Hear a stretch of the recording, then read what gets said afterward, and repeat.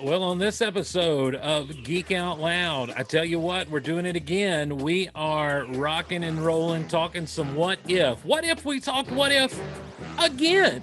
It's your safe place to geek out. It's the Geek Out Loud podcast.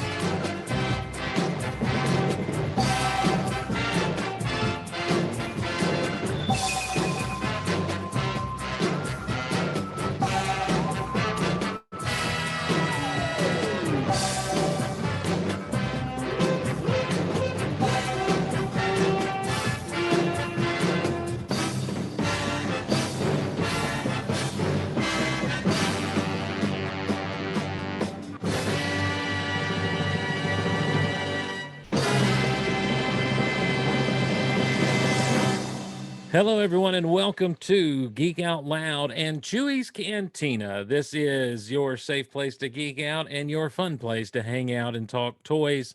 This is Geek Out Loud and Chewie's Cantina once again coming together to celebrate the stuff we love. In this case, Disney Plus's Marvel series What If, and we are talking the latest two episodes of What If. I'm Steve Glosson. I am not alone, ladies and gentlemen. I have, of course, and those of you who are watching us over in the cantina, you know this already, or if you're watching on YouTube later on, you know this already. I have with me Lethargic Chewie himself. He is the what do you have? The bartender at the cantina. He's the proprietor of the cantina. He is Lucas Butler. Hey, Lucas, how's it going, man? Hello out there. It's good to see everybody. Well, I don't know if we can really see. I can see two of you. And hello in here. And hello up in here. Hello all up in here. Oh man, I'm excited. We had a great time a couple of weeks ago when we did our first installment of our discussion of What If. And so I'm looking forward to it. I've watched these new episodes, episode 3 and 4, and ready to go after it tonight, man. I'm excited. I understand you've also looked for Easter eggs. I have. I got my basket out. Ate some Cadbury eggs while I did it. I think I found some. I'm trying to live up to your standards, Steve. We'll see how I do. You know I have no standards. Ladies and gentlemen, also with us, of course, is he's getting sorted right now. With his sorting hat upon his head. We welcome him. He's our dear friend. He just told you all about Dr. Strange over in the cantina. It's Adam Bray. What's going on, Adam? Uh-oh, we've lost you. Adam, you've muted yourself. There you are. Adam. Hey, Hufflepuffs. Hey. You bunch of Hufflepuffs, you. Hufflepuff. Who wants to be in the Hufflepuff? Come on. Adam, let's talk really quickly. Doctor Strange action figures as you were walking through those. I do think that the new Spider-Man, it's No Way Home, by the way, is the title.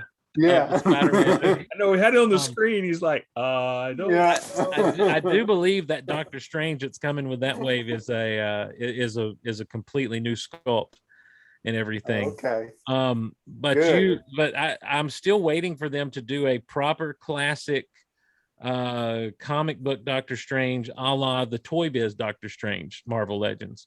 Mm-hmm. Which is a great figure, but that cape that he has, that cloak of levitation he has, is so, I mean, it is just solid rubbery. And I mean, it's a little bit flexible and flimsy, but it's very heavy.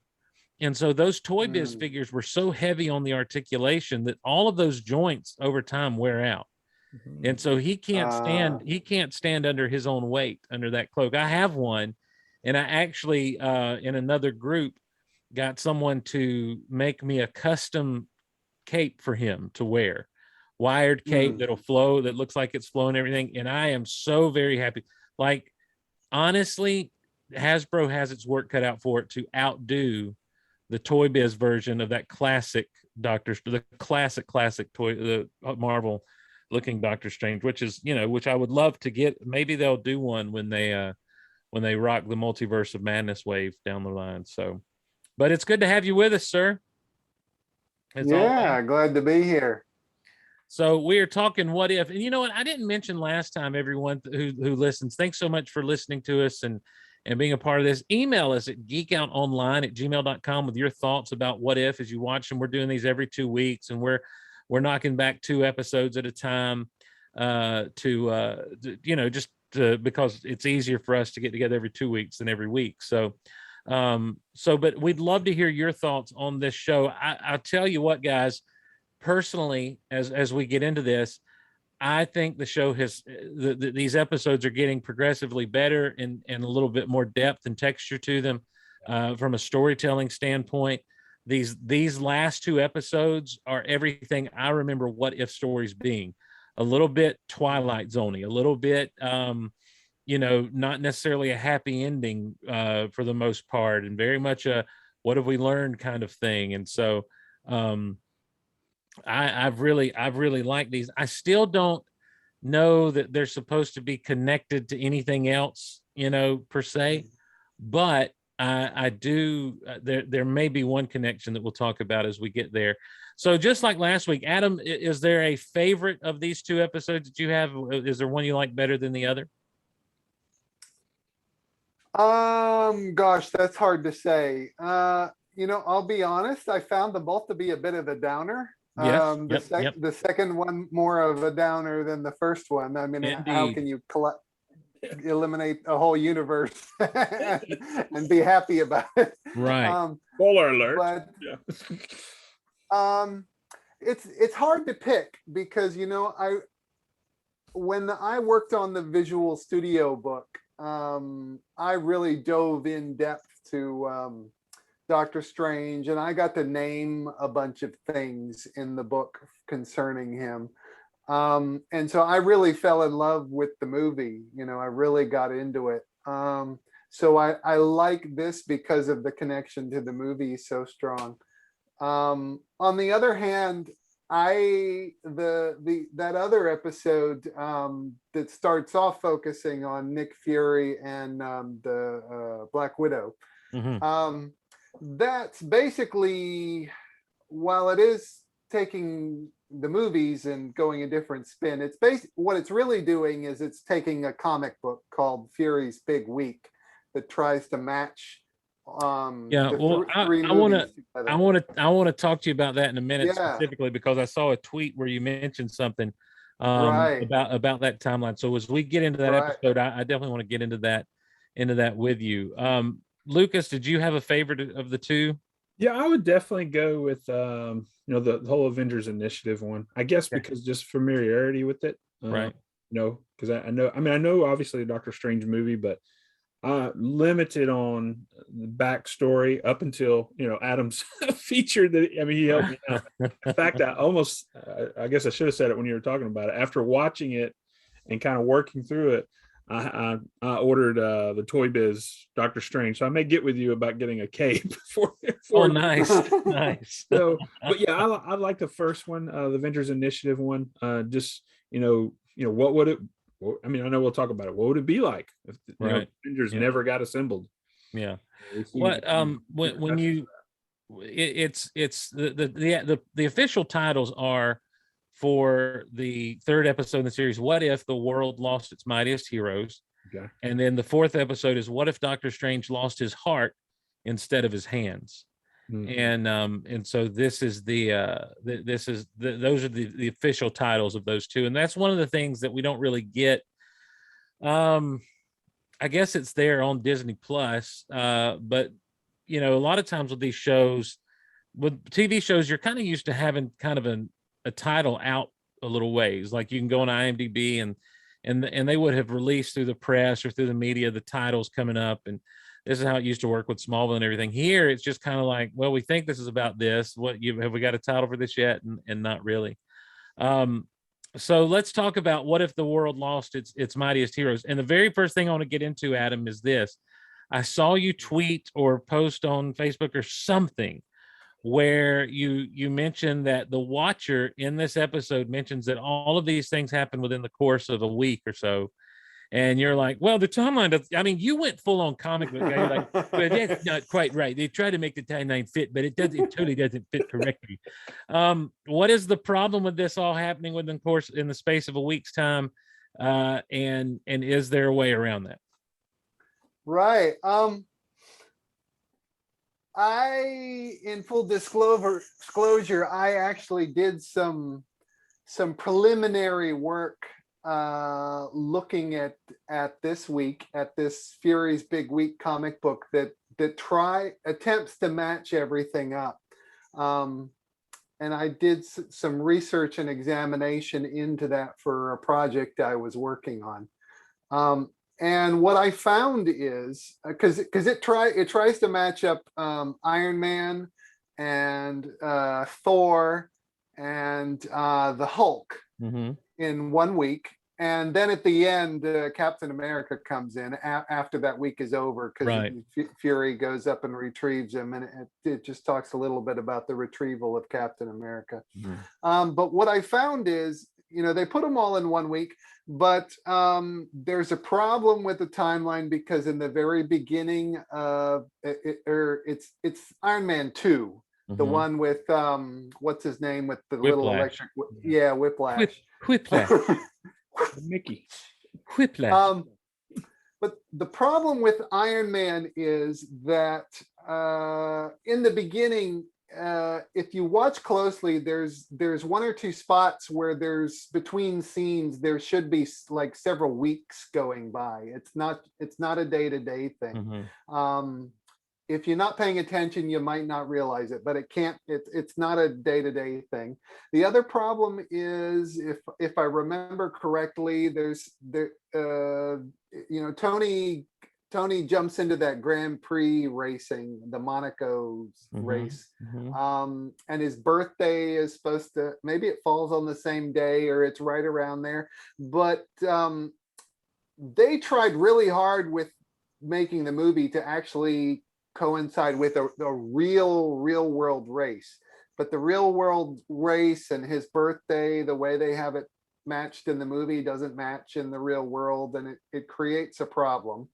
And also Thor is fine, but in the Hulk, after they have that incident, I think it's at the university where he bursts out of the glass and they have all the tanks shooting and stuff.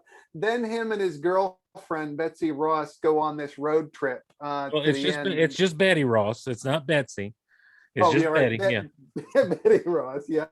God bless America. They go on a little road trip, and it's really weird, because it goes night and day and night and day and night and day while they're on that trip, and they're in the hotel, and too many days go by. And the way they've correlated these movies in the comic book, it just doesn't work. Okay, and you've obviously done the work here, and so I'm gonna defer to you, but I'm going to push back on this instance. Can the week not be traced from the time that Nick Fury actually steps in at the step out of the donut moment with Tony at the diner, at the donut shop, and then from there that begins the week for Fury, because within that time frame, Coulson does end up going out to New Mexico. Fury tells Tony he's got a situation out in the West Quadrant. And then at the end of Iron Man 2, as Tony is back talking to Fury, you see on the screens the incident from Culver University. And so Culver University happens, and that night they stay out in the woods, because the Hulk turns in the night. The next day they're at the hotel. It doesn't necessarily they stay at the hotel overnight. They just go rest. And then they're in Virginia, so they can get up to New York, in good enough, in making good enough time. And so let's say they do stay overnight at the hotel. They leave the next morning, head up to New York. They're there by that afternoon. They're meeting Dr. Sam Stearns, right? And his name's Stearns. Anyhow, the leader. They're meeting with the leader, and by that night, the army has convened, and Abomination is back. And Abomination's on the scene.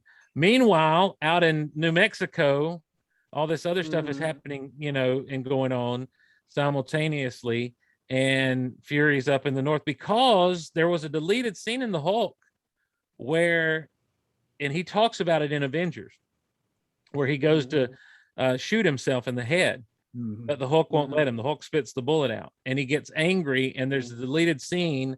The whole purpose of that deleted scene is to show you Captain America being, his everything about him being freed from the ice. And you have to pause it to see the outline of Captain America in the ice, but he's in there.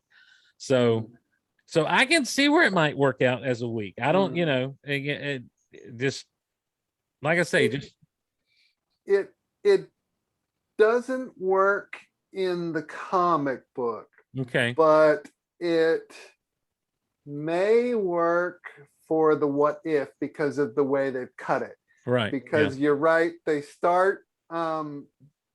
kind of start with Tony Stark at the diner. So that gets rid of all those, that cuts out all those problems I talked about because they happened before it. Right. And in this episode, Hulk blows up. He blows up in that fight. Right. So, at the university. Yeah, the car ride would take place after that. Right. So that cuts that out. So maybe the what if works, but the movies don't work. I think the movies do work. I think you just got to pick your place of where you start that week at. And I think the week starts the minute Fury comes on the scene. Obviously, he's been monitoring Tony, and he sent Natasha there to watch over Tony, to kind of infiltrate what's going on there with Tony as Pepper becomes CEO and everything. But I think the week does work from the stance that if you start at the diner, at the donut shop, you're there with Tony for a few days. They're overlapping, and everything is overlapping. Remember, everything is kind of happening. And so I feel like you can make it work. I think you can. I think with very with very little work you can make it work. So especially because something happens in the what if, Lucas, that doesn't happen in the movies, and that is that Fury, because of what's going on with the killing of the other potential Avengers, Fury is at the Shield facility in New Mexico where the hammer is. Right. And so he's there when Thor gets shot and everything, and that didn't happen in the movies. In the movies, Fury wasn't there; it was all Coulson. So so some things did get changed around, of course, timeline wise and everything. I mean, ripple effects. I mean, come on. Yeah. Now, Lucas, as you were watching the what if the Earth's Mightiest Heroes didn't live, or whatever, or what it is, the world lost its mightiest heroes.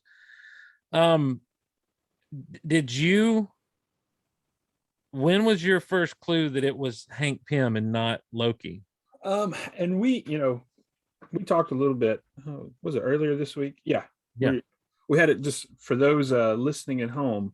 We had a quick action figure swap rendezvous, and it was very quick, very fast, very fast. This is really in Ollie's parking lot. Somebody that was watching us on surveillance probably thought some other deal was going down, but in that moment I tried to tell you, and you're like, no, just hold it for Thursday. Yeah, just wait, just save it. Yeah. When Hawkeye's in isolation there, he's sweating, and I know I never miss, I didn't shoot, and all this stuff. Next thing you know, he's dead. I was like, okay, somebody invisible or something's happening there. So I was trying to figure that out. So then when Black Widow goes and sees Betty, and she's talking, and she says nanotech. When she said nanotech, I was thinking Ant-Man right then. As soon as I heard nanotech, I was at Ant-Man. Okay. I guess I missed that when I was watching, because the whole time I was thinking Loki. I really thought it was Loki, that he was going ahead, that somehow he had decided he'd just go ahead and take out all these people. But then when he shows up to say, to tell Fury, hey, you killed my brother, I'm like, oh, he's totally using all this just take over. Adam, did you hone in on the fact that, or did you have any other theories watching this as to who was taking out the Avengers one by one? I thought it was Loki up until the fight that Black Widow had with the invisible person. Right, and I realized the way she was moving, it was obviously an Ant-Man. Yeah, that's when it was. And even then, I didn't notice the way she was moving. It's just when she said it's all about Hope. Yeah, I was like, Hope, who is Hope? And then I realized Hope Van Dyne. Oh, something's happened to her.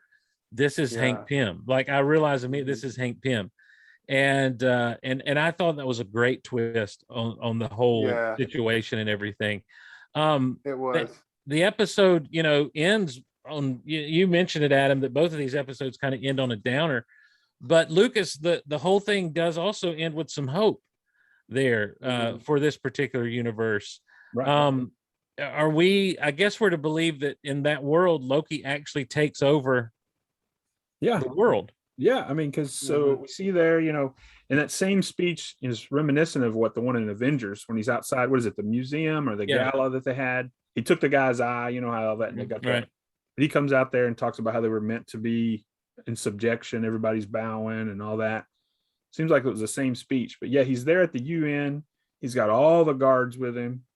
And so it looks like, you know, the US kind of, or US I say, but the whole world like just kind of rolled over. Without a fight. About it. You know, before he came on his own, now he comes with all these people because of Thor's death. You know, they're rallying around the cause. Hey, you know, the prince is dead, or, you know, Thor's dead. So, hey, Loki's going to lead the charge. But also, Adam, if events played out in Asgard the way they do in the films, Odin is out of commission while this is going on. Right. So Loki is free to kind of, because Odin was in the Odin sleep, remember? And so Loki is basically running roughshod over everybody. And in the movie at the time, there was no guarantee that Odin would wake up. And also with no Thor, and Loki's plan was to have the frost giant come in and kill Odin, you know, and then kill the frost giant. The whole idea is Odin may be completely out of the way because there's been no Thor to stop Loki, and to stop his machinations. So we're in a situation on that Earth, especially where that happens. But I love the hope at the end with the shield with Captain America, and then the fact that, you know, the one of the things that is always the fun exercise when reading the what if stories, or in this case watching them, is to try to figure out what hasn't changed from what we know. And so in the MC universe, in the MCU, the what had not changed is back in the 90s, Fury was given a beeper, and it was to contact Captain Marvel, you know, so she shows up as well. And it's on. You see, with the appearance of her after what we saw in the MCU with her, I mean, she's going to make short work of Loki and those guys. Right. Maybe. I mean, they're still Asgardians and they're warriors, you know. I don't know. I mean, the way she took down, you know, what's the dude? All the Thanos, the Kree ship. I mean, all those things by herself. You know, maybe she's a little overpowered, but yeah, I saw that. I was like, you think so, Lucas? You think she may be a little overpowered? I mean, poor Cap's gonna like carrying, you know, her lunch, you know. So I don't know. The two captains, America and Marvel. But at least there's some hope there at the end and that sort of thing. So, any Easter eggs you guys found, Adam? Anything that stuck out Easter egg wise in that episode to you? Not really, no. Apart from just references to the movies that are matching up, I didn't see anything extra that wasn't there already. Yeah. That Lucas, you got anything? Because you said you were looking. I found, well, one stood out to me right away. Yeah. You know, Black Widow's in the van, and she, you know, takes the handcuffs off, and she just is high talent, just annihilate. And I mean, it took me right back to the elevator with Captain America. I mean, because some of those same dudes, you know, at least the way they're drawn, looked like those guys in the Capitol, the elevator when Hydra's being revealed to be part of S.H.I.E.L.D. Right. And, you know, and honestly, she did better than Cap did on that. She took them out a lot quicker. Now, granted, they have magnetic locks on Captain America, all that stuff in the elevator. So that was really cool. One of the things, and I'll have to admit, I went back and watched the clip to confirm this. So the pizza delivery outfit in the lab with Betty when Bruce is hiding, same one from the Hulk movie, the red and the hat and the jacket. Right. Yeah. I thought that was pretty cool. So those are the two that I, you know, really kind of stuck out to me. I had been hearing some people said that there was a rumor about, there was a mention or a indirect mention of Winter Soldier's activity. Did you guys catch any of that? I didn't. I'm sure it was probably while I almost said Sam, while Nick Fury and Black Widow were talking though. Well, no, they said it was something to do with where Hope was killed. Oh, okay, yeah, yeah.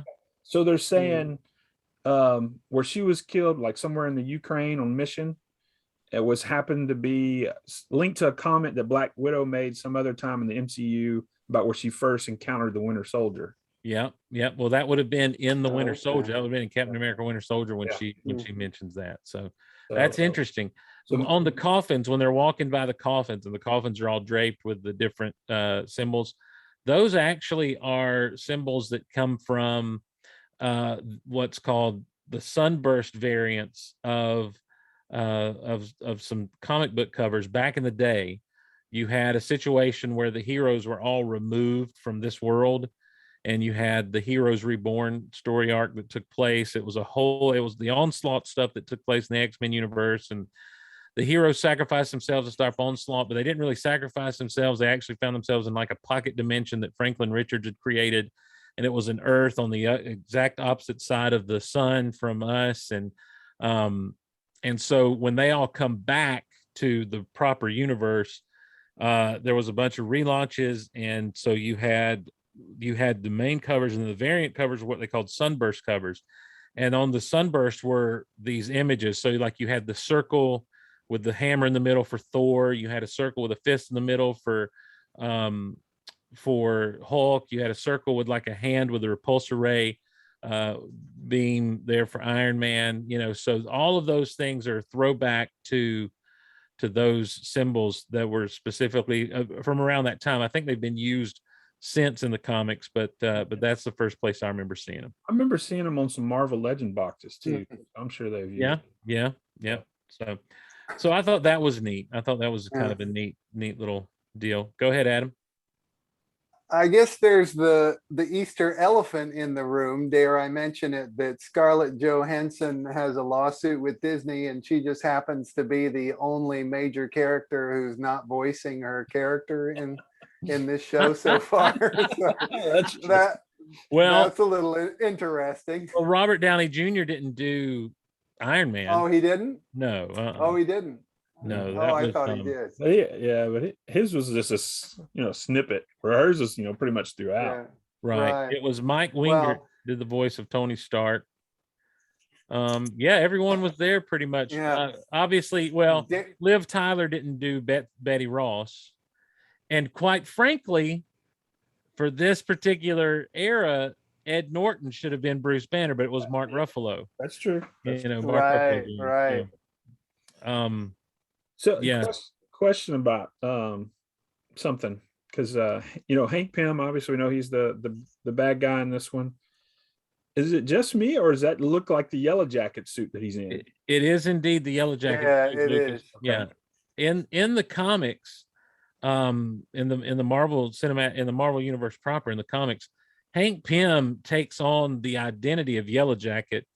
After he's been gone a while from the Avengers, this character shows up called Yellow Jacket, and he's doing all these great things, and like he's beating the Avengers and all, and it's like, what is going on? And then all of a sudden he takes the Wasp and says, "You're going to marry me," and she's like, "Okay, great."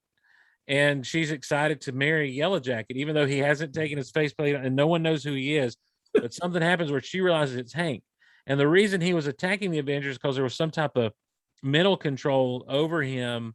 I think it's tied into Ultron stuff and everything, because there was a lot that was tied in with Hank Pym. But so that was the first Yellow Jacket. And so he was Yellow Jacket. But you gave me a neat theory, Lucas, that in this world, he may have actually, because of what happened to Hope, shared everything with Darren Cross. Right. And developed the whole Yellow Jacket persona out of that. Yeah, because I went back and watched a little bit of Ant-Man after that too. Right. And one of the things they talked about, and Hope, warns Darren. I think even Hank warns Darren. Exposed time or time in the suit alters your brain chemistry. Yeah, it'll make you crazy. Yeah, and I mean, you definitely see Hank Pym at the end of this episode. He's out of his mind. I mean, he's part of his grief, obviously, but then there's a little something extra there too. Well, in the comics, unfortunately, Hank was always kind of unstable. Oh, really? Okay. Right. To the point that they even did a storyline where he was abusive toward Janet, and and so he's not got the best reputation in the Marvel universe. Okay.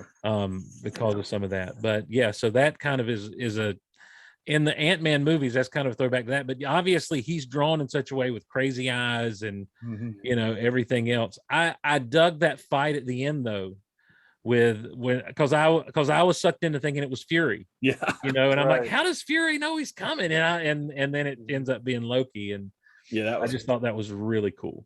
Well, here's a question about just, I guess, all of these in general, and I know we'll get to the one in Strange in just a moment.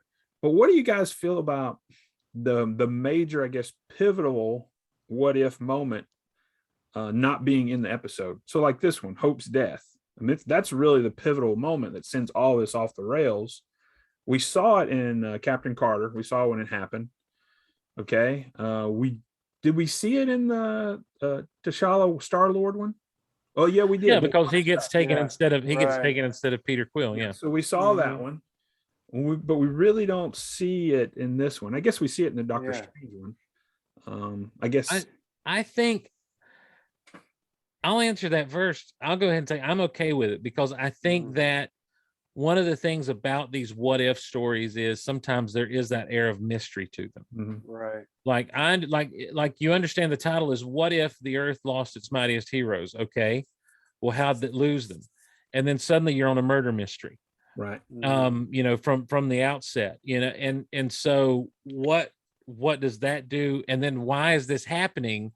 You think, and it's a little bit of misdirection too, because you think initially that Tony dying there at the table as she injects him, you think that's the moment. Right. You think that's the thing that changes everything.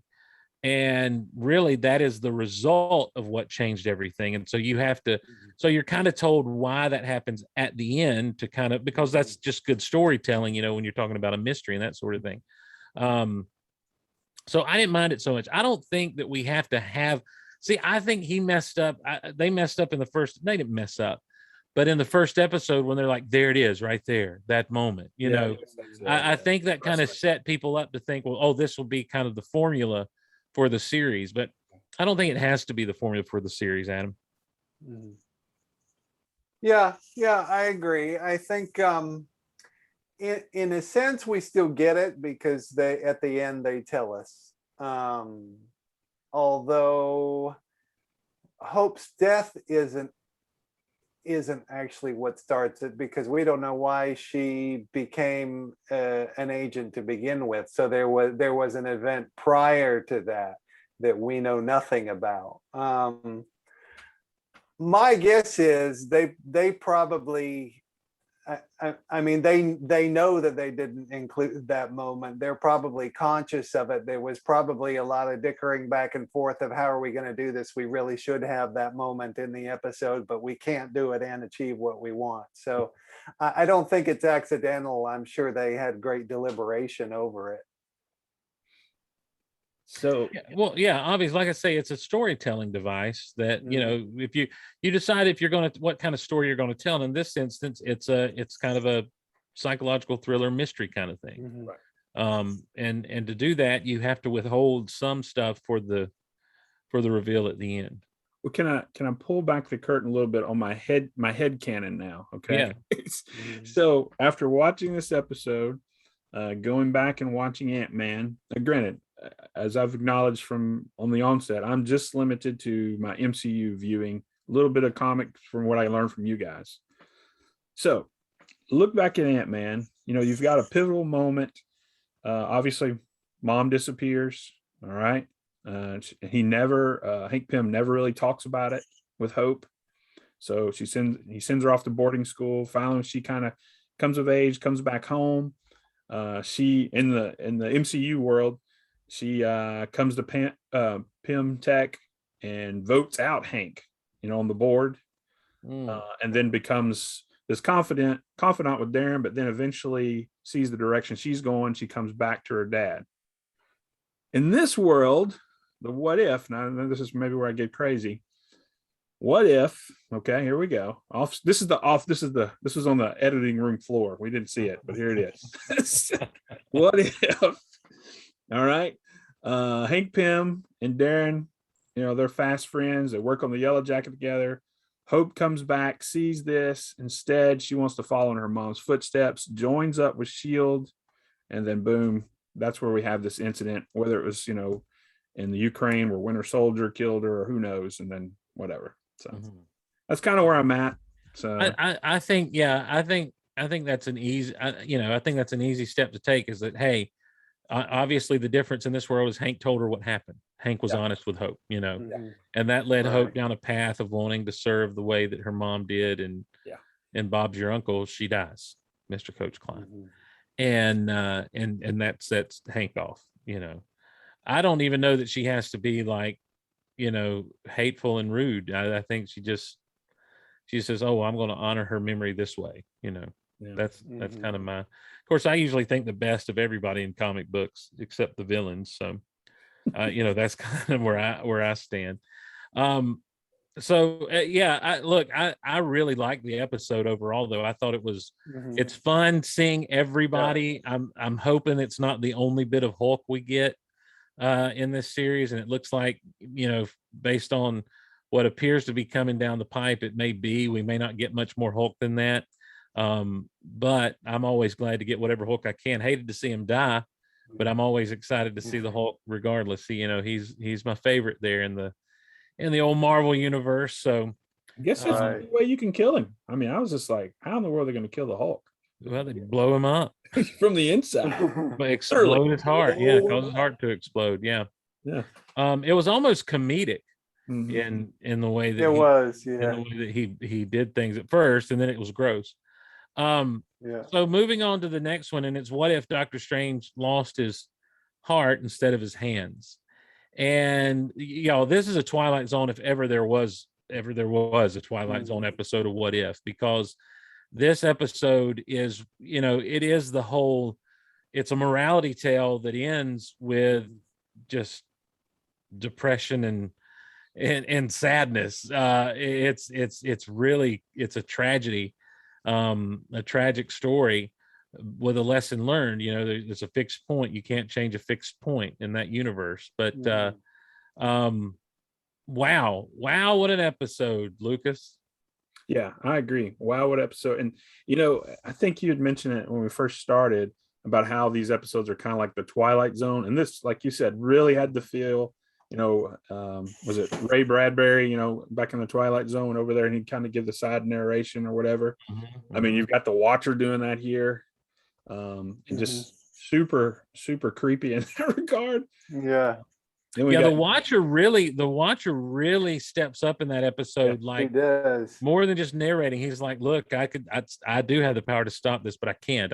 You get into that society a little bit, because Watchers are forbidden to interfere. All they can do is observe.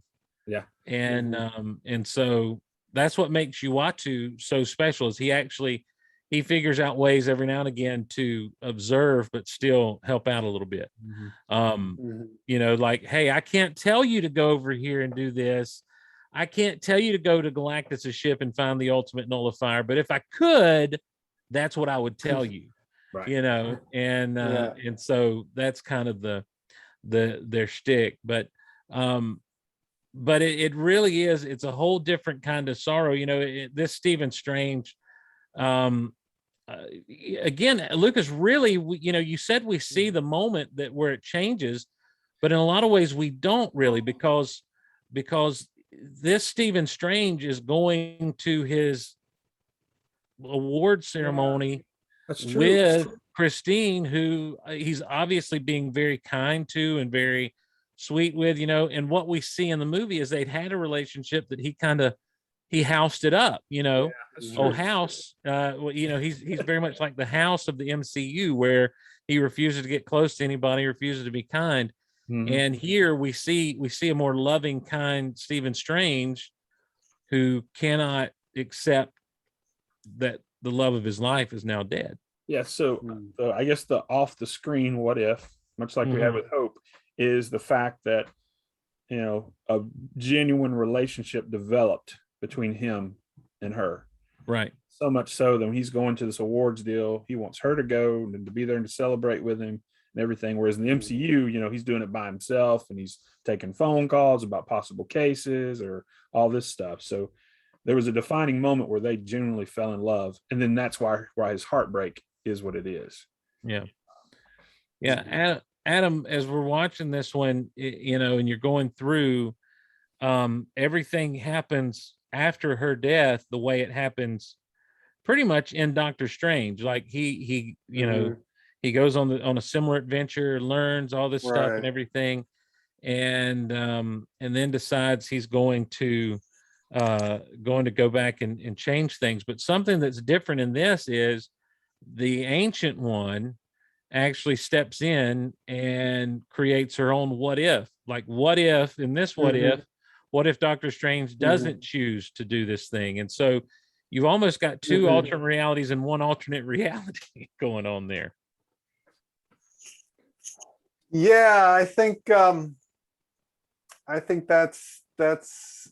definitely a paradox here. And there was something else towards the end like that I was thinking about, but I forget what my train of thought was. There's also something interesting to me that motivates this all, his choices and the storytelling, because you know, all three of us are Christians and we believe in life after death, that there's something beyond death. But in the MCU, to this point, they have been self-aware of making it a rule that there isn't life after death, that everything kind of ends, at least so far. Because the Ancient One was very clear that she could never see past her own death, that presumably there was nothing. And so to Doctor Strange, when Christine dies, there's nothing. So he's motivated, you know, to bring her back at all costs. But to me, as a Christian, you know, I know that my loved ones are in heaven. And the last thing I would want is to bring them back to this earth and go through that suffering again, because they've already completed that path and they're in paradise. So I would never think to go through what he's doing if I had the power. So it's interesting to me that point of view, that world and life view comes out in the storytelling and in his motivation like that, because that's all he's got. You know, it's kind of like the Sith and, you know, in Star Wars, where as far as George Lucas was concerned, the Sith don't have an afterlife, whereas the Jedi do, though they're changing that of late, but that's another story.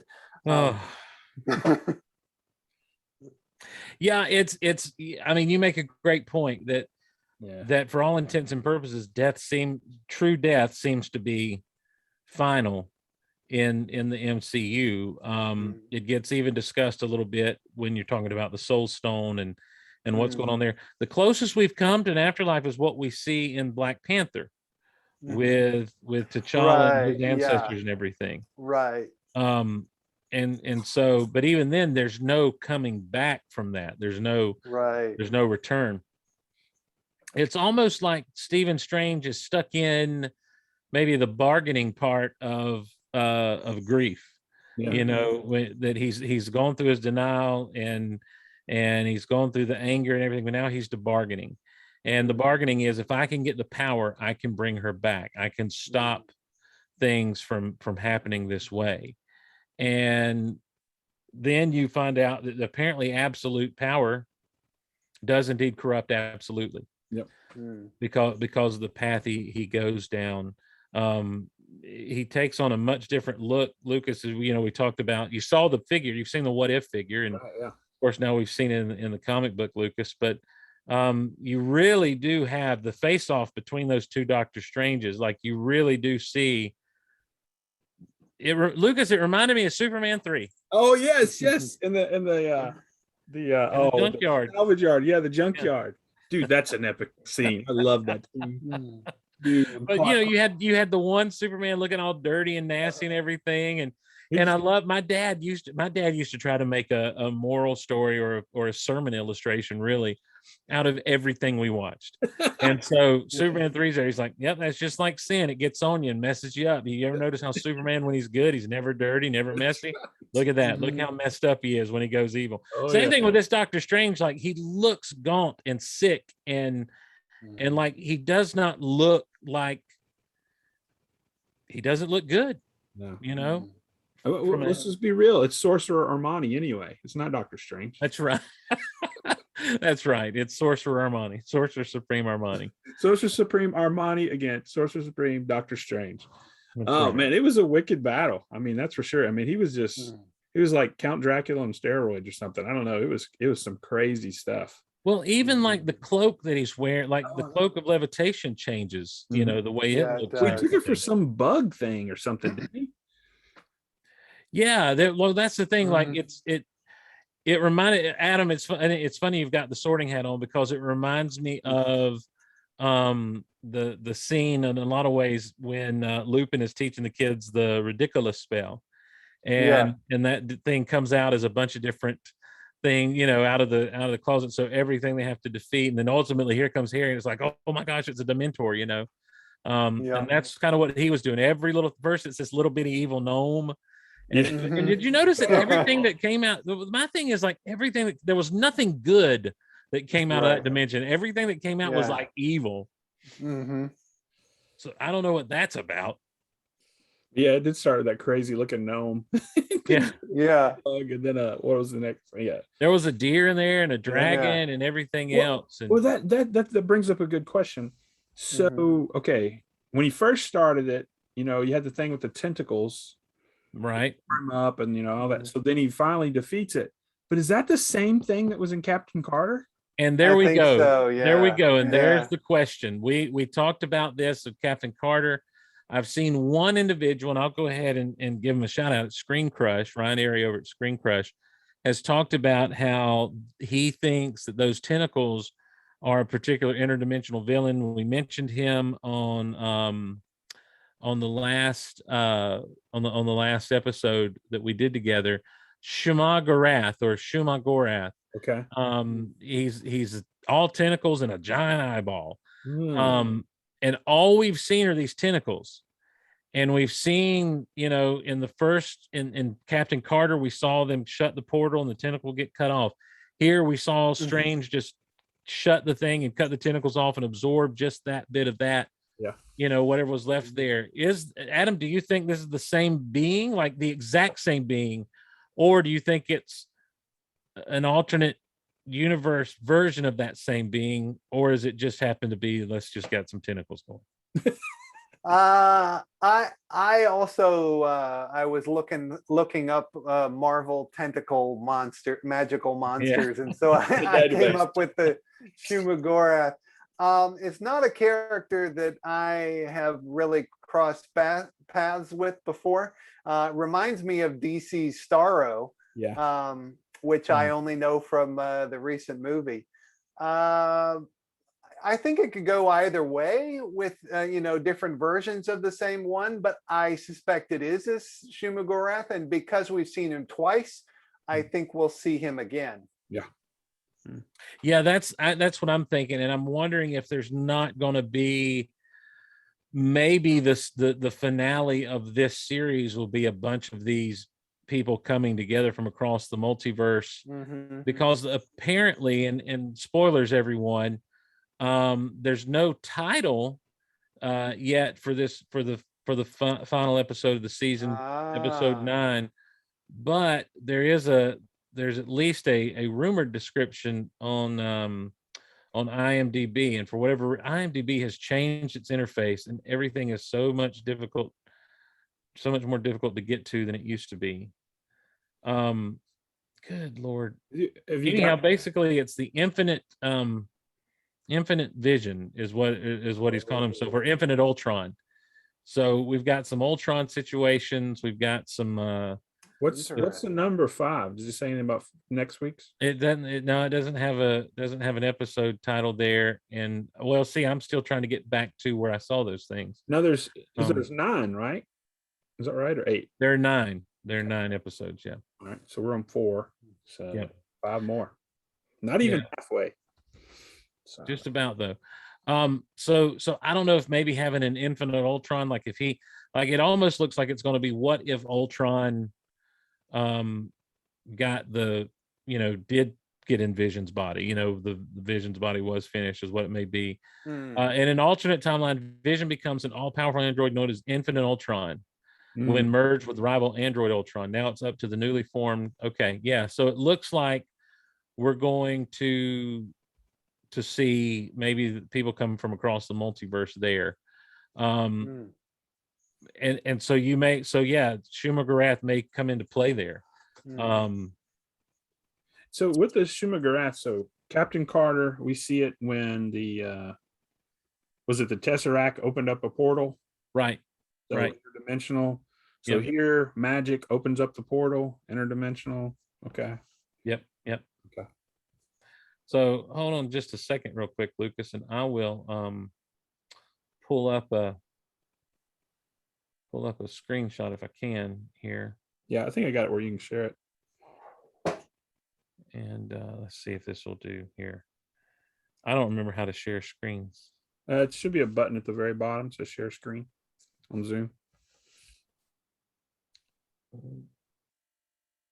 Then I give you a little bit. I don't see that. I don't see that. Oh. I don't see that. Well, let me do it this way. I'll just turn my my face into that. How about that? Hold on a second. Okay. He's a transformer, ladies and gentlemen. Yeah. There you go. Ooh. There we go. That's creepy for those. This is one rendition of him, but you can kind of see the eyeball and surrounded by all the tentacles and everything. So yep. Yeah, that's crazy. Shuma-Gorath.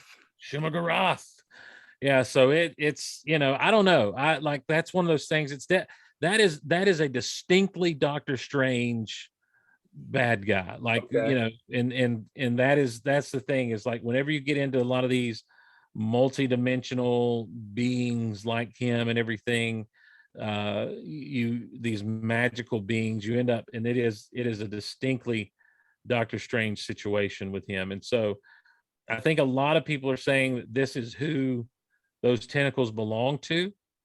And I don't see any reason. My thing is, it's like, if that's the case, then he's outside. I don't know. I'm just trying to figure out how the multiverse works, because is there one Shuma-Gorath that is at the crossroads of all these different multiverses and able to reach in each one, or are there multiple universes with multiple Shuma-Gorath? What is his role in the multiverse? Because ultimately, like when you get in these cosmic beings, that's where it gets a little out there, because in the Marvel universe, you deal with your earthbound characters, you deal with your space characters, and then you deal with the cosmic characters. And we've not really dealt with any ultra cosmic characters. The closest we've come is to Dormammu. Yeah. And even Shuma-Gorath doesn't really fall in the comic books anyway, as far as I understand, doesn't fall under the idea of the cosmic beings like Eternity or the Living Tribunal. The Living Tribunal had a shout out in the Doctor Strange movie, because that was one of the artifacts, was the staff of the Living Tribunal or something. And he's basically, well, he's the judge, and Eternity is literally eternity. Like if you step outside of eternity, is the only way to see and interact with eternity. These cosmic beings that Stan Lee and Jack Kirby and company came up with, absolutely mind-boggling. And it's probably more Jack Kirby than Stan Lee, to be honest with you, came up with them. But anyhow, I digress. My point is this. My point is, I'm wondering if you take and you make, obviously we've seen the sacred timeline, so we know that there's this view of it as a timeline. But if you were able to take, but the Watcher talks about it being like a prism. And so if you take all these different facets of the prism, at the center of that prism, is there one Shuma-Gorath that is able to, when the door is open, when the veil is pulled back, reach into all these different dimensions, reach into all these multiverses? I guess that's what I'm asking. Or are there multiple Shuma-Goraths? I think one. That's my take. The the definition or encyclopedic entry that I read somewhere of him on the internet, I forget where, said that Shuma-Gorath was like a conqueror or a lord of hundreds of universes. Mhm. So that's only as accurate. Well, there you go. It's only as accurate as the person who wrote it. But so here's the problem. For those of you watching, I'm about to look like I'm trying to look stupid with sunglasses on and everything. But it's about to get worse. If there's hey, I got a sorting hat on, so you're not the only one. Well, I'm about to have to put my readers on. I don't see an entry for Shuma-Gorath in this. So, but could the Shuma-Gorath be? Maybe it's under Gorath. Maybe it's Shuma-Gorath. Could it be an avatar or a manifestation of Kang? Because we talked about he presented himself in different forms. Yeah, I think I'm just going to shoot straight with you. I know that everyone's super stoked about Kang and he's the next big bad guy and everything. I just don't think Kang is worthy of being the Thanos of this next series of Marvel cinematic deals. I think he's a great kind of interim, leading to something greater than him.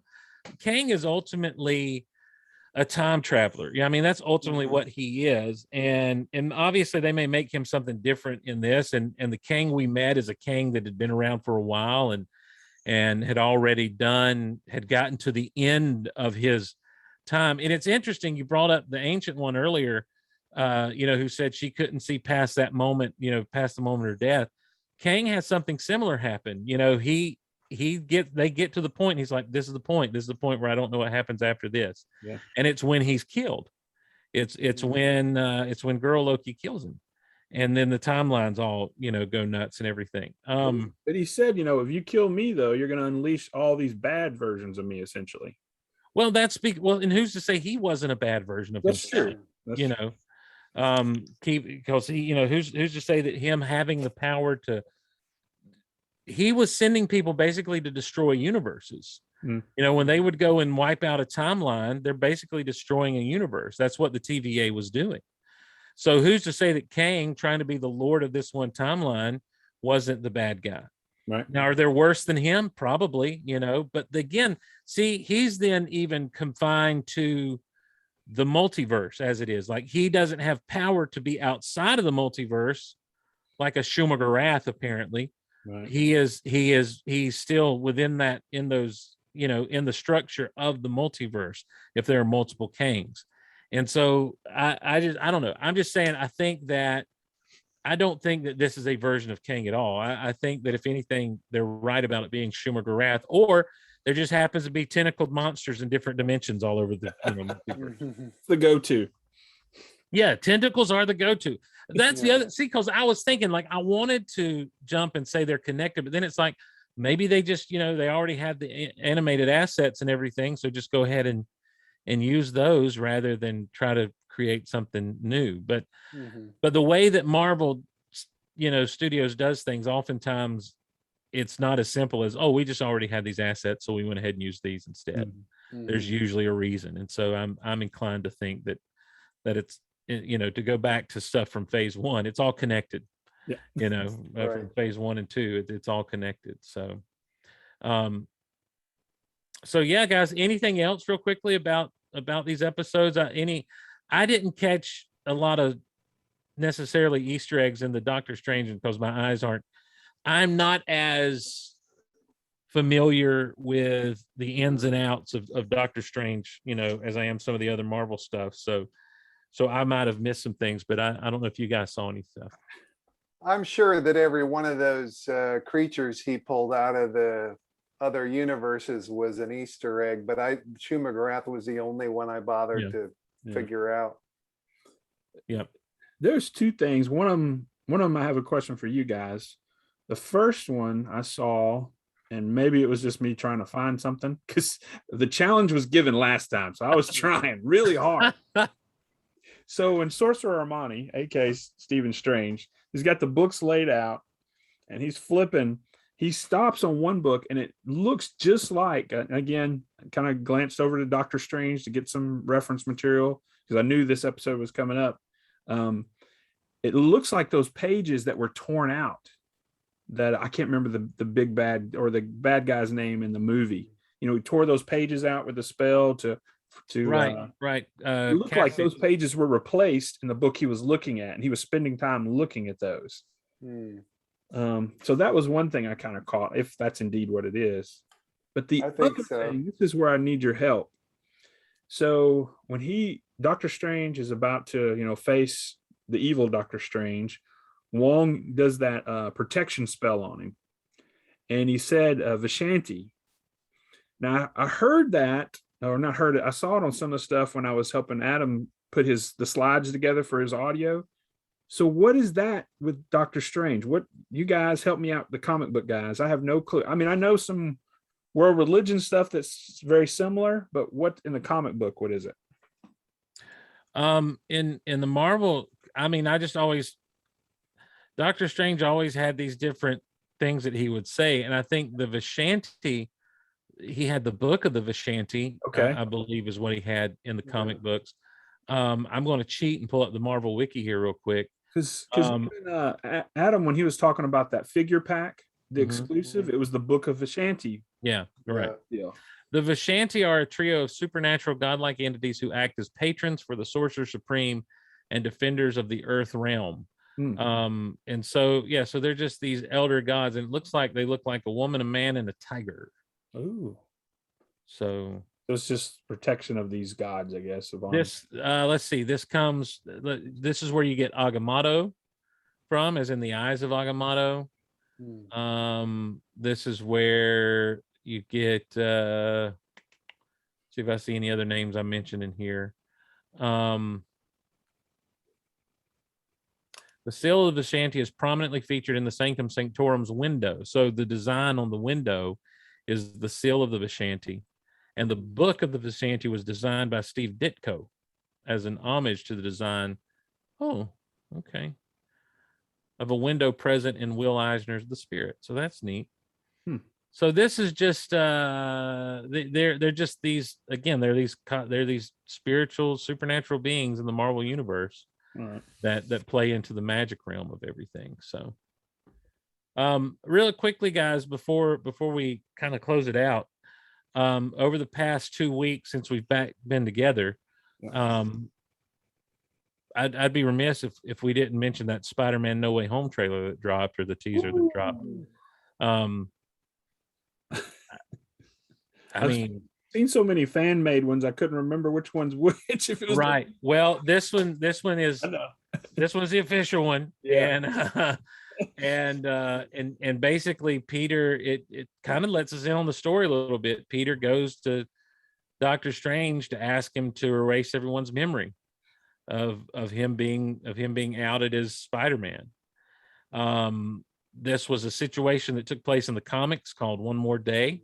Okay. After Civil War, during Civil War, Peter revealed himself to the world in the comics, and so in One More Day, someone was trying to assassinate him, and the bullet hit Aunt May, and Peter's trying to get everything, trying to get someone to help Aunt May live, and Mephisto steps up. Mephisto is not Satan. He's kind of Marvel Universe's almost version of Satan. But he's not. He is, but he does rule some version of the underworld. Anyway, so he makes a deal with Peter. He'll let everyone do it, but he wants Peter's marriage, and he's going to make everyone forget that Peter is Spider-Man. So he saves Aunt May in return for Peter's marriage, and that reset everything about Peter's life in a big way. And a lot of fans hate it because, it's like, hey, Aunt May wouldn't have wanted Peter to give up his marriage for her to live. But anyhow, in this instance, it's Doctor Strange doing this for Peter. And it appears that Peter messes up the spell because he won't shut up. It just seems kind of odd that Doctor Strange would do that. I mean, I know it's just a trailer. Yeah. Haley said the same thing. Me, my wife. Doctor Strange. and Adam, I've seen theories online of people saying it's not really Doctor Strange. What say you, sir?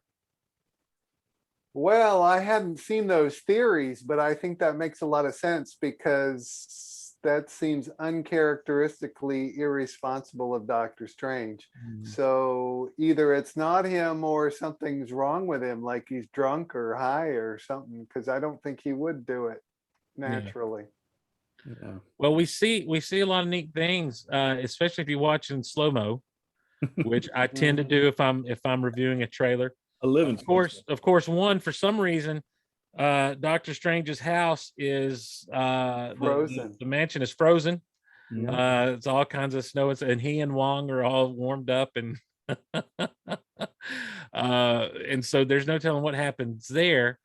But there's a shot of, and it happens real fast, and you have to watch it in slow motion. It looks like Peter's running through a cafeteria, maybe, but he has a black suit on. And we've seen the figure, the Marvel Legends figure. We know that has some gold trim, maybe with a little bit of red. But hey, let the speculation begin. It's not the Night Monkey uniform. No, it is a black Spider-Man uniform. Spider-Man 3? Is that what that is? Spider-Man 3, yeah. I mean, that's what it's saying. Is it a symbiote, do you think? Or we don't really know what to think about it as far as what's going on there. Of course, the Marvel Legends guys, when they were making those reveals, didn't tell us anything. So what are the bad guys we see? We know I've only caught 2. Is there more than 2? Well, funny you should mention that, Lucas.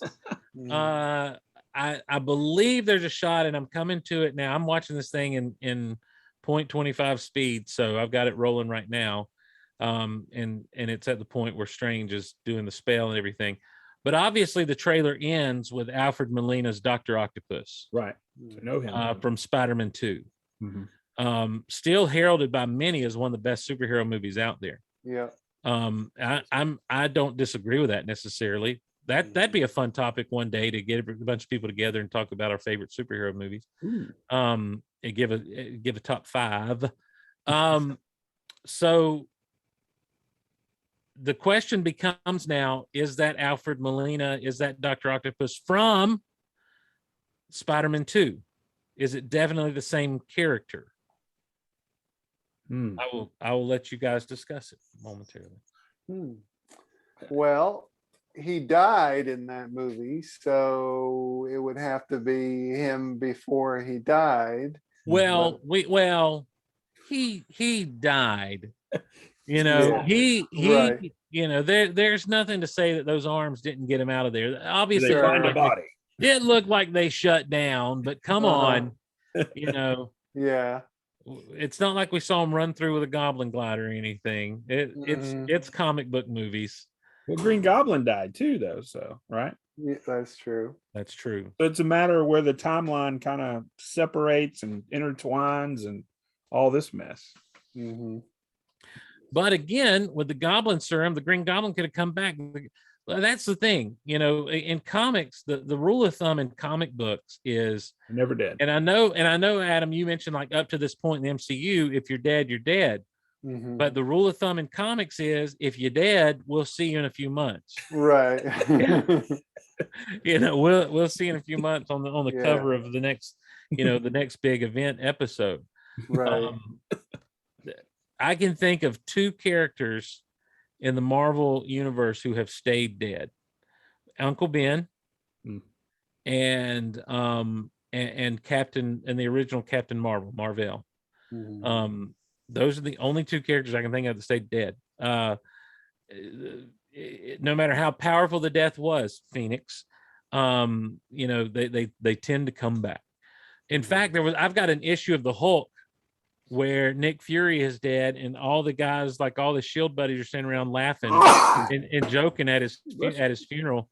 Like, hey, I remember when I died. When did you die? Remember that time you died? And they're just all kind of laughing. And then like there's this realization that sits on, oh, this is real. This is real. Well, guess who came back down the road? Nick Fury. Yeah. So yeah, it's what I'm saying is like, so we saw the pumpkin bomb for Green Goblin.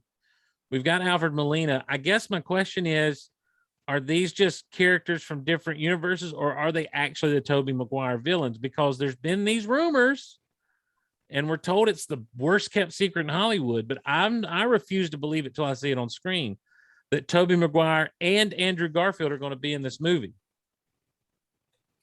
You know, they did the Spider-Verse little animated deal. So, I mean, they've already paved the way for this. Yep. So I think it can happen. I'm looking forward to it happening. So my boys are excited. They watched the trailer. My oldest, senior in high school, he watched it in the middle of the night and he's texting me, Dad, I cannot wait. He watched Spider-Man with Green Goblin on like loop. Right. So he's so excited. So yeah. Well, and also around the 2 minute 12, let's see, 2 minute 13 mark, there's a situation with cop cars, and it looks to be like a windstorm, but there's yellow electricity that is blowing up these cop cars. Oh. And we've heard that Jamie Foxx is going to be in reprising his role as Electro. Did I hear that Sandman might be in it too? Well, that's because of all the apparent sand that's blowing around when the lightning is flashing. But I think it looks more like smoke and clouds that's all blowing around. I think that's more of what's happening with Electro doing stuff. I think we're getting Sinister Six. Yeah. Yeah. Nice. Huh. And there's been those rumors that there's cameos of at least Daredevil, if not other Netflix characters. Right. Well, now hold on a second, Lucas. I may have spoken too soon. At 2:25, you've got Happy. Happy in the car. He's looking like he's looking at something. There's a lot of laser trained on some stuff, and then Peter turns around. Something's coming at him. It's the Mandalorian. No, and then at 2:26, there's yellow lightning, and there appears to be, if it's not an explosion, it looks like the shape. I tell you everything. He looking like a man. It looks like a dude. It looks like the explosion looks like it very well could be Sandman coming up out of the ground. So I wonder if they're going to get that. Who is that actor? He was in Wings and something else. Yeah. I forget his name. That he was the best part of Spider-Man 3, to be honest with you. With Sandman. So we see the pumpkin bomb. It does explode. There's some cars that are blown up by it and everything. And then there's a voice. And the voice, is it Willem Dafoe that says something? Hold on a second. Let me do this. I'm going to we're gonna have to watch the trailer. Yeah. Well, we will, but I'm going to pull up the audio right now real quick. So let's give this a listen. The explosion.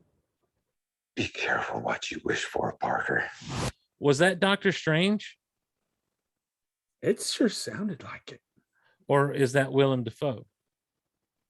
I don't know. Be careful what you wish for, Parker. That's Doctor Strange. That's Doctor Strange. Okay. What do you think, Adam? I'll allow it. You're allowed. Thanks. Adam, is that Doctor? I don't know. I could go either way on that. All right. And so then we see Peter, he's talking to someone, and here comes the Doc Ock arms. And I mean, it's right out of Spider-Man 2. Golly. First of all, I just want to say I love Dr. Octopus as a character. I always saw Doc Ock as Peter's main villain instead of Norman, but that's neither here nor there. Right. And he does look younger. I mean, he looks younger than he even did in Spider-Man 2. Yeah. As Alfred Molina. He looks really good for all this time that's gone by. Yeah. So being dead may be good for him. So there you go. Spider-Man No Way Home. I'm telling you what, guys, I have not really been super excited about anything in the Marvel Cinematic Universe since Endgame. Yeah. And when this trailer dropping, it just really kind of stirred that comic booky, geeky excitement up for it, because I'm not, I've said before on other shows and stuff, when we talked about Into the Spider-Verse on the Geek Out Loud, I've yet to really see the Peter Parker that I know and love from the comic books on the big screen. I think the closest we've ever gotten that Peter Parker was the animated series from the 90s. But the Peter Parker, like by the time I was reading comics, Peter was pretty much an adult. He was dating Mary Jane. He was got married. And so the Peter I knew for most of my life was married, but he had the sense of responsibility. And in all the movies, we've all gotten like elements of that Peter Parker, but we've never gotten the full on Peter Parker with the character that he is, the love that he has for Aunt May, the relationship he's got with her, the bad luck, but also the keeping his chin up, the quippiness of the Spider-Man. So we get little bits and pieces of that in all these different characters, but they never really bring it fully to bear. And I love the idea of seeing all of these different elements of Peter Parker and these different versions of Peter showing up on No Way Home. I think it's going to be awesome. Yeah. If they all show up. I have been told by people that would know. All right, spoiler alert, speculation, everybody. Spoiler speculation. No, this is not a spoiler, but it's not speculation either. That Marvel has spared no expense in terms of cameos and the cast. Oh. And that this will blow your socks off as much or more than any Marvel movie that has come before in that regard. Awesome. Look, I'm excited. That's great. Yeah. I think expect the most. Well, good. Because I think they're going to deliver it.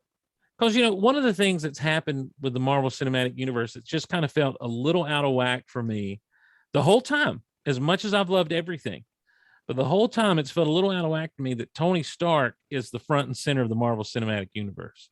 Mm-hmm. For how long Spider-Man is the bread and butter of Marvel Comics. I mean, like he really truly is. And so for him to just kind of be almost a B-list kind of guy and all this, and Tony's little understudy has always been has just kind of scratched the wrong, it's caused a place in the back of my brain to itch a little bit. But if we can give him epic movies where, you just thrill with him, and if we can finally see more of him swinging through the city for crying out loud, then I'm there. I'll be there as long as you're making Spider-Man movies and it's Spider-Man that is even close to what we've got in the comic books. I don't necessarily dig the Iron Spider suit like the one you've got behind you there. Yeah. But I'm fine even if he wants to wear that a lot. That's fine. That's fine.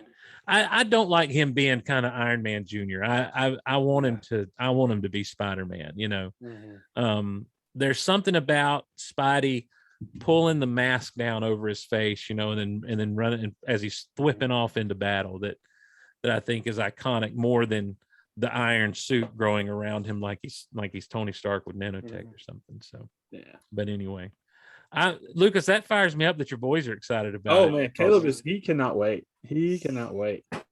Well, hey, on a related but different note, what do you guys think we have to expect with Shang-Chi and the 10 Rings? It opens up coming out this weekend, right? Yeah. In fact, I think kind of early stuff tonight. So nice. Oh, is it? Yeah. Which they're just doing the theater on this one, and not the Disney Plus Premier Access. Well, I believe that might have something to do with a little lawsuit that's sure it does right now. Sure it does. So, but so we're gonna try to make an attempt to go see it on the big screen. I don't know if we will or not, but it's be hard to know that there's a Marvel movie in theater that I haven't seen. So Shang-Chi is interesting because I guess everyone's calling him Shang-Chi. Okay. I've always said Shang-Chi. Yeah. He's interesting to me because apparently I never really dug in and read that comic. But apparently, first of all, there's some what our more awake friends might call problematic aspects of the original comic book series as far as the depictions of certain races. Fu Manchu is the villain in much of the Shang-Chi story in the comics, like Fu Manchu from the old serials and stuff, like from let's see what from like the Mystery of Fu Manchu and like all those books and everything from back in the long time ago. But anyhow, so he's like the bad guy in all of this stuff, which I think is really cool. But somewhere along the way of that comic book arc, it goes from kind of the mystical kung fu aspect of everything to Shang-Chi basically joins MI6. Okay. And becomes a spy trying to infiltrate the organization that Fu Manchu runs, and trying to defeat them. He's basically an Asian James Bond in a lot of ways. And which I'm told, I've never read it, but like there are people who swear by it and say it's just amazing to read. It's like it's some great stuff. So this movie could go in a lot of different directions. I'm interested with the fact they're bringing back the concept of the 10 rings and the Mandarin. Maybe, we'll see who the real Mandarin is and that sort of thing. You watched the little Disney Plus short, Here Comes the King? That was originally on a DVD release. I was going to ask if that was, because I saw the date was like 2014 on it. So yeah. I think it was on release it right now. I'm sure it's to Yeah, I think it was like on an Iron Man 3 release or something. And anyhow, so knowing that we're going to kind of delve back into this thing that started it all, and and finally get to maybe see this villain realized is interesting to me. I like the fact that the Abomination is in some kind of weird Fight Club thing that's going on. I forgot about that. I'm interested to see it, Adam. Yeah, I am too. It's a funny thing. I had a Shang-Chi comic that I got for free somewhere, but I got it before they announced the movie, and so I'd never heard of it. And that particular issue looked a little cheap, so I gave it away to somebody without ever reading it. And now I regret it. But I did read that on the interwebs that this is expected to have the worst opening weekend of any Marvel movie, and that's not their fault. That it's not the fault of the movie or anything. It's just it's COVID and it's the time. I mean, September 1st, the summer's over. It's a terrible time of the year to have an opening. So it's just bad luck. Well, and unfortunately, none of the advanced reviews that are out there really tell you if the movie is good or not. They just kind of talk about all the aspects that people like to talk about with with films. They want to talk about the racial aspect and everything else of this, and that's that's fine. But they don't really say, hey, this movie is good. I think it also suffers from coming back to back with Snake Eyes, because in all honesty, two Asian martial arts comic booky sort of movies, if you didn't grow up with G.I. Joe or this comic book, or really an MCU fan, the casual viewer may not know the difference. They may think it's the same movie. I hate to say that, that's just the reality of it and of the marketing, because they really didn't. They also, Disney had to do, let Black Widow have its time before they kick in with Shang-Chi. So the marketing for this also came a bit late, I think, relative, because there's so many Marvel movies this year as well. So I think it suffers from all of that.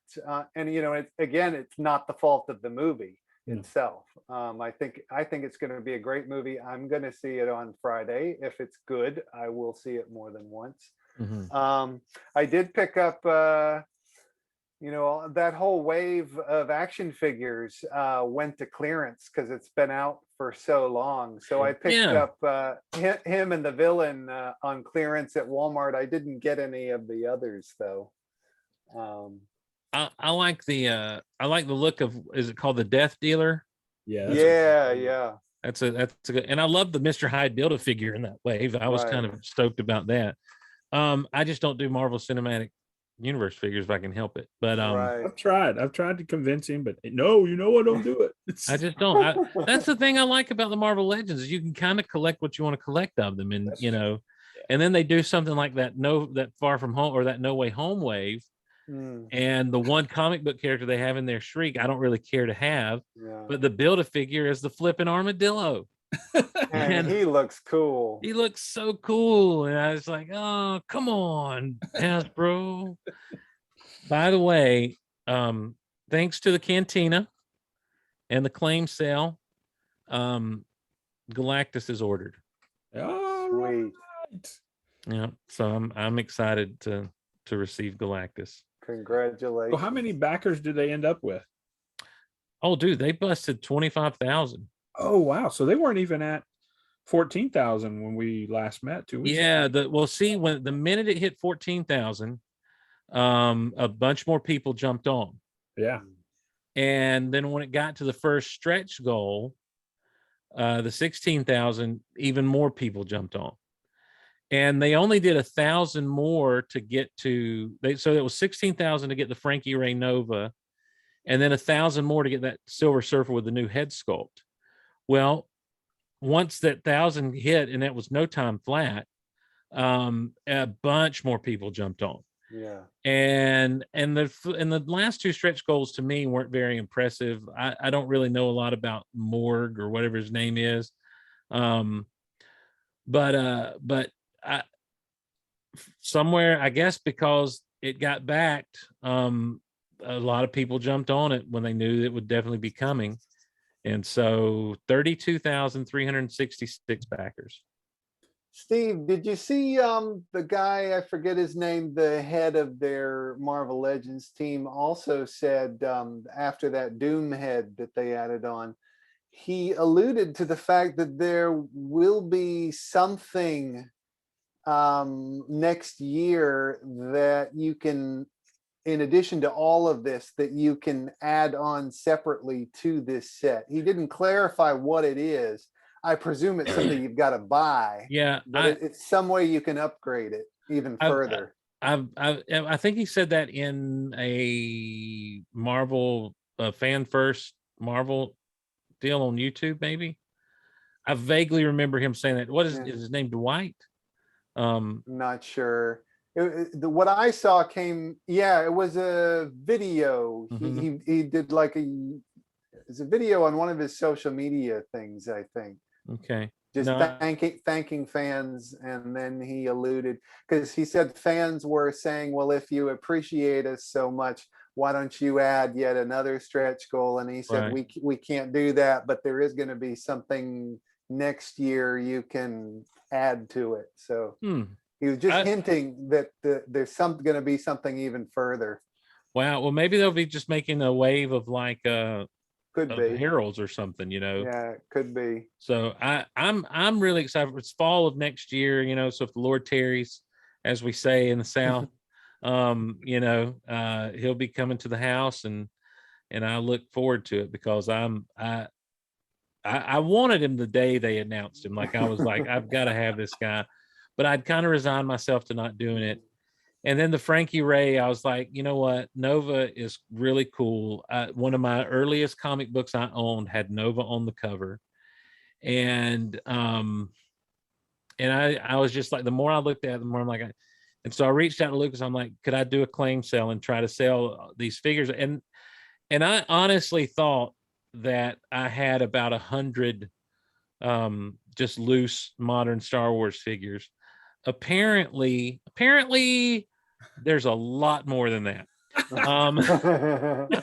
As it gets to the end, I found two more little tubs that I think have some figures just kind of thrown in there. So yeah, there may be more of those claim sales just for the fun of trying to make a little cash here or there.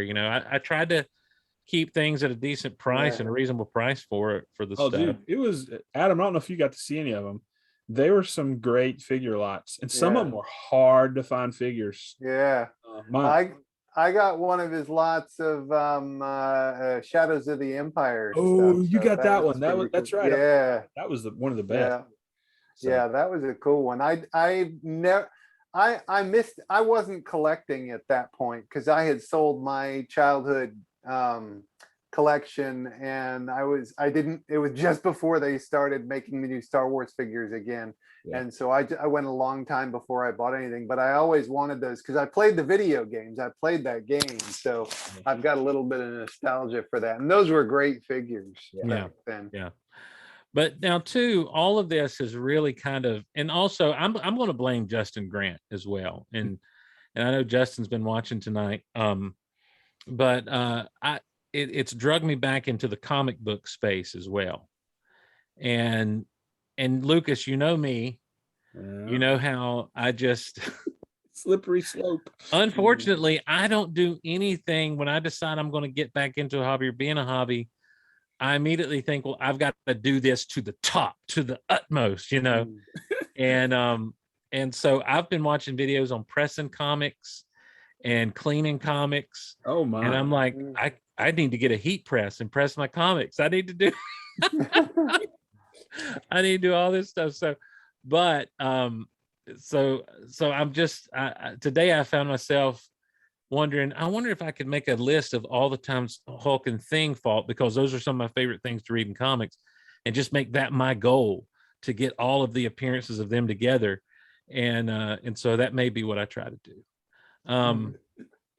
I don't know. Look, again, somewhere Star Wars is in there somewhere from back in the day, you know, and Marvel Legends now. I can't, let me see if I can pull this up and show you guys this, what I'm working on right now. I was really excited because they re-released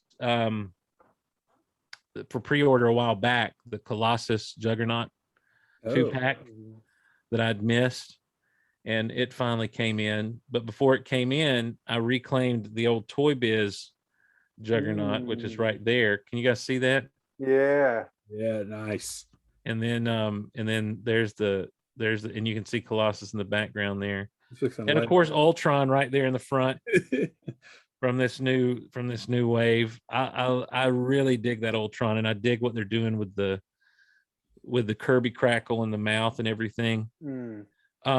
Lucas and I were at Ollie's, which is a discount store here in the South, and they had a big chunk of the Wendigo Build-A-Figure wave. Did you finish it? Well, Lucas, I'm so glad you asked. Let me do this real quick. Let me get back over here. There he is. Wow. Let me back it up, Happy. Dude. So I was able to, for what were they, $10 a figure at Ollie's? Were they 10 or 8? Yeah, 9. Let's just split the difference. There. I know the Black Series were like 8. So there was a Wolverine there that was in that wave. There was the Boom Boom, who I don't even know who she is, but like I couldn't get the Build-A-Figure part that she came with for cheaper than $10 on eBay. And there was who else was all in that wave? Anyhow, they had everything, but I already had the Nightcrawler, so I had the arm that had come with Nightcrawler. That's what it was. So the body and the head and the leg, and then the other leg came with Mr. Sinister. And I'd been kind of considering Mr. Sinister, picking up because I don't know anything about him really, because I was never big in the mutants, but I just love the name Mr. Sinister, and I always loved his look. And so I found a really good price on a Mr. Sinister, and Bob's your uncle, Wendigo, ladies and gentlemen. So sweet. Now that I've gotten through with the sale and I've gotten things kind of cleared out, I can go back to taking pictures of Marvel Legends again and recreating my favorite covers. And now that I have Wendigo and I have the first appearance Wolverine, I can recreate Hulk 181. Oh, nice. Yeah. So it's going to be fun. I'm really excited about it's a fun. I'm so glad I learned about posing and taking. And now I've got to learn more about photography and Photoshop. But meanwhile, I've got to press some comics and. Hey, speaking of show and tell, I took a photo earlier because some of the figures I bought in your claim sale. Oh, nice. I threw into the Tantive 4 hallway shot. It's not done, but this is what I got so far. Kind of a yes. Oh, great. I need to get Nice. some That's light on good. it. But that is such a cool play set.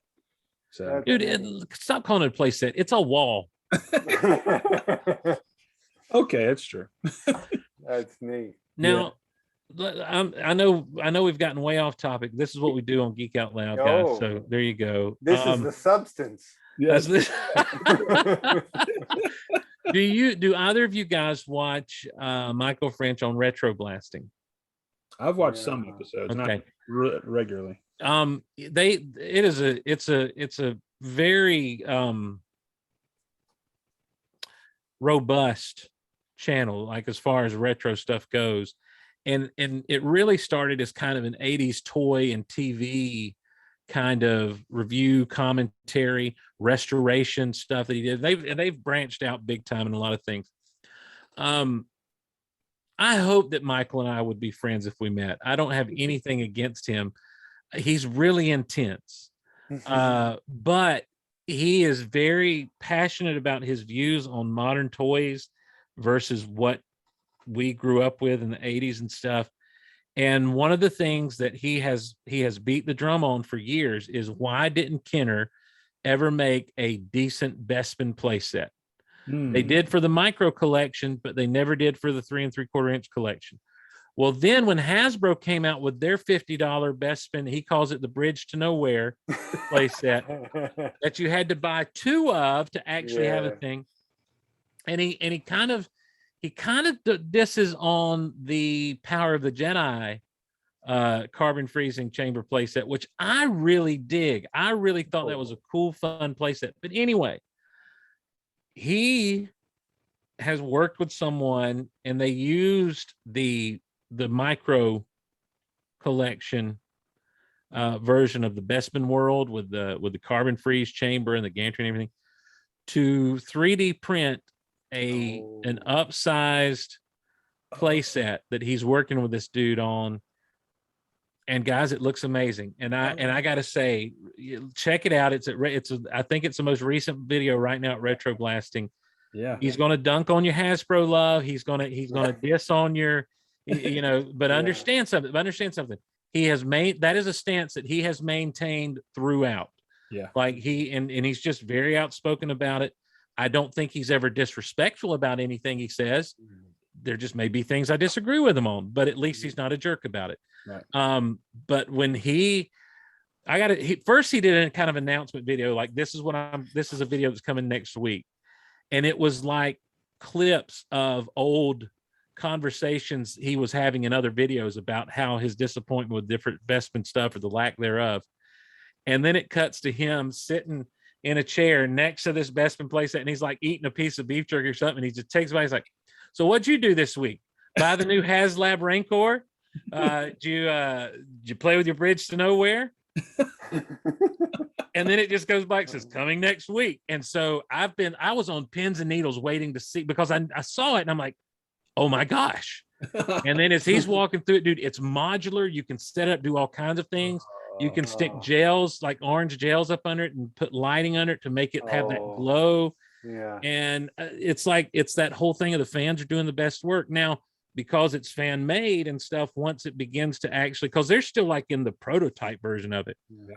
Once it starts to get made, it's going to be one of those expensive things to do. We talked with Silent Bob about the stuff that he 3D prints and everything. So this is going to be a similar situation where just because of material and everything else, it's not going to be a cheap thing. But man, if I had the space and the money to do that, like I've got so many vintage figures that I would love to just stick in that play set and like let that be the display. I was like, I just had to applaud him for continuing to bang the drum, continuing to knock on doors of creators and people, to do what he didn't feel like he could do, and then working with someone saying this works, this doesn't, this works, this doesn't, and making it happen, because it is a really, really neat thing. Check it out at Retro Blasting and tell him that you heard about it at Chewie's Cantina, which is a Facebook group that's good. He will dog on Facebook toy groups all day long. Or Geek Out Loud. You can tell me you heard about it on Geek Out Loud. And he showed us some love on the Silent Bob interview. That we did with Silent Bob. Yeah. So I really appreciated that. Yeah. So So but I anyhow, I just want to bring that up. That's something I've seen lately that kind of caused me to geek out a little bit. Dude, that's awesome. So I'll have to definitely check it out because I've got one of the Hasbro ones, and I ended up got one at regular price, got the other on clearance, and put them together. It's the bridge to nowhere. Yeah. That's what. Well, I got one on clearance, and then Shaz Bazaar got one on clearance for like my birthday or something that he sent to me, and so I have two, but I just have nowhere to put two of them together. Yeah. You know, unless I'm going to do like a little photo shoot or something. But here's the thing about those. I do like the way they look, but I'm willing to completely admit how lacking they are as far as being a play set goes. Especially for the original sticker price. I mean, it's nothing for that. Absolutely. For me, it's all about, I'm figures first, the vintage collection figures on the card. So that's why I buy anything. I have seldom bought any vintage collection vehicles or sets. I've got two of Jabba's skiffs, and they're amazing. I've got them set up together, and I've got my movie set like Hasbro did at the San Diego Comic-Con, and it's glorious. And I've got the troop transport based off the original, and that I like that. That's really cool, though they could have done better on a few points. I wish all the little doors open because they don't. But I've got the TIE fighter as well too, and what I don't like is I had it sitting on my desk, and just one day the spring let go and it just collapsed, and I can't figure out how to repair it. It just broke, just sitting there, it broke. But yeah, what I found is the vehicles and sets, they're very expensive, and they take up a lot of space, and there tends to be something about each set that's a little bit flimsy. Even the skiffs, as much as I love them, they're just amazing. Those little rails just kind of flop off. They don't stay on. But so yeah, for that money, I can't. Even when they went on clearance, it's like, I'm gonna pass for now. Maybe as we get closer to Christmas, they'll be on clearance all over the place, and maybe I'll get them again later, but not now. Well, the Bestman situation, I could kind of justify even more. Like Lucas, the wall and everything looks great. Like, I'm glad you got it set up, but again, I just look at that, I'm like, that's not a play set. I had a really hard time even on clearance justifying that, which I don't dog on you for doing so. I think it looks great, but for me, that's not something I could do. The skiff thing, Adam, is interesting because I've never known there to be one of the desert skiff toys that isn't a little bit fragile and flimsy. Lucas, the vintage one was, wasn't it? Didn't you? Yeah, the vintage one was the rails. In fact, if someone knows how to find an extra railing for a vintage desert skiff, I haven't been able to find one.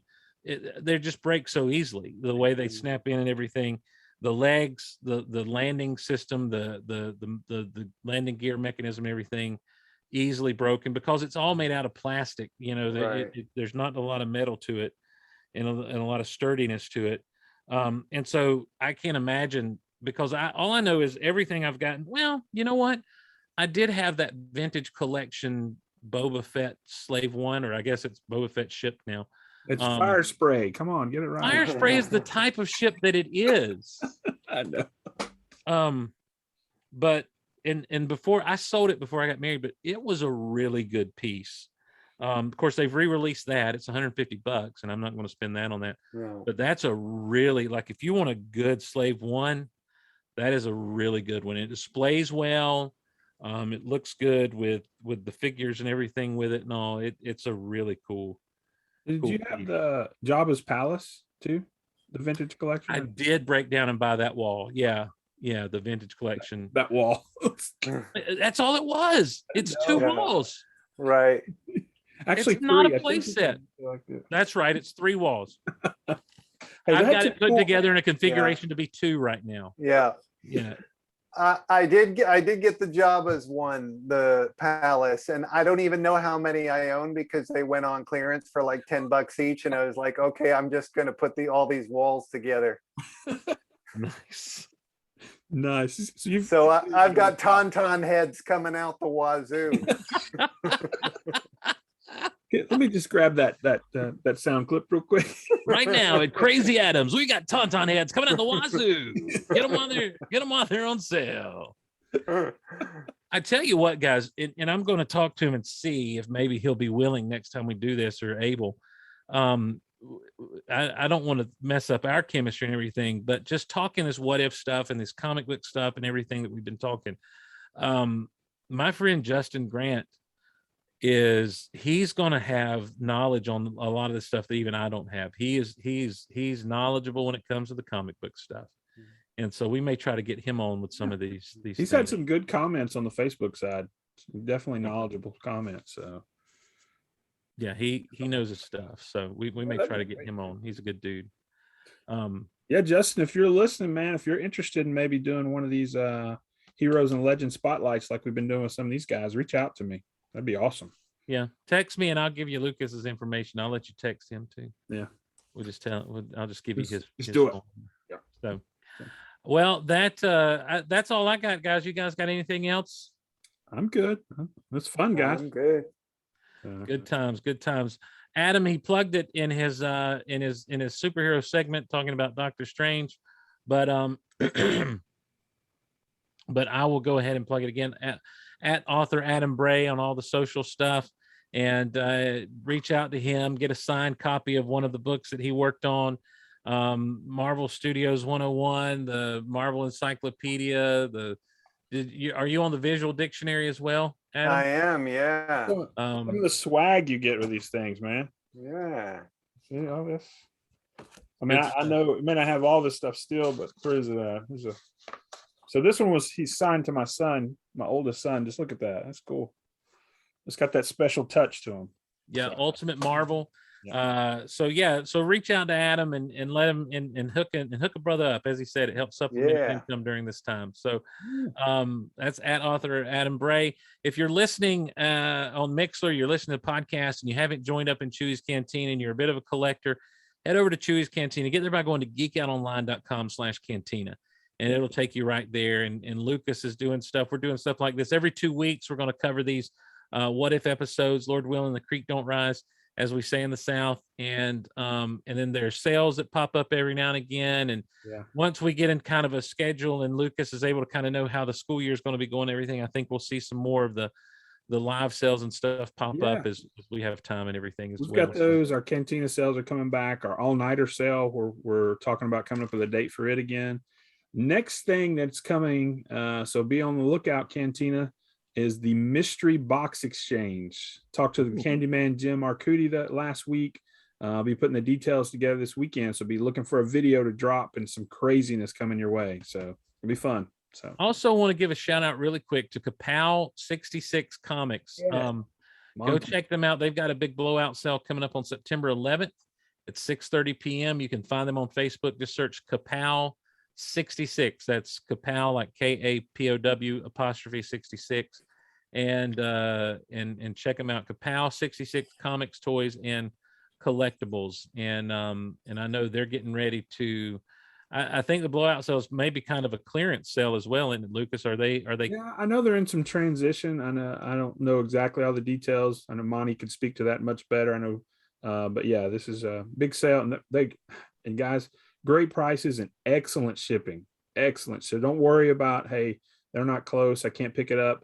They take great care of shipping comics, collectibles, some of the best shipping I've ever seen. So and now look, quite frankly, I make nothing off of anything that we've talked about so far unless I happen to sell something in one of these Cantina sales. Right. So now let me tell you about how I can make money off of you. Use my Amazon links at geekoutonline.com and geekoutonline.com. If you're so inclined to be able to help us out at the Patreon channel, you can do so at patreon.com/geekoutloud. We're putting up lost episodes of the Big Honkin' Show right now, as well as some various movie commentaries. I was fortunate to sit down with Dave Jones last month for our movie that we watched together and watch Masters of the Universe from 1987. And we had a great time. Coming up this month should be Spider-Man Homecoming. which is kind of pertinent what with the latest release of that trailer and everything that we talked about. So if you're in a position to help us out at Patreon, we'd appreciate your help there as well. But those Amazon links really do help. So if you want to use those to do your Amazon shopping, I'd greatly appreciate that. The email is geekoutonline@gmail.com. That's geekoutonline@gmail.com. I'd love to hear from you guys. Let us know your thoughts on the What If series. Let us know what you're thinking, your theories, everything else, and we'll be able to get into those as we do these shows. So thanks so much for joining us, everyone who joined us here on Facebook. Thanks for those of you who joined us over at Mixler, the Mixler Zoo Crew. Thanks to Lucas again. Thanks to Adam. And for everyone else, we'll see you around the cantina and in the Golaverse. Have a good one, everybody.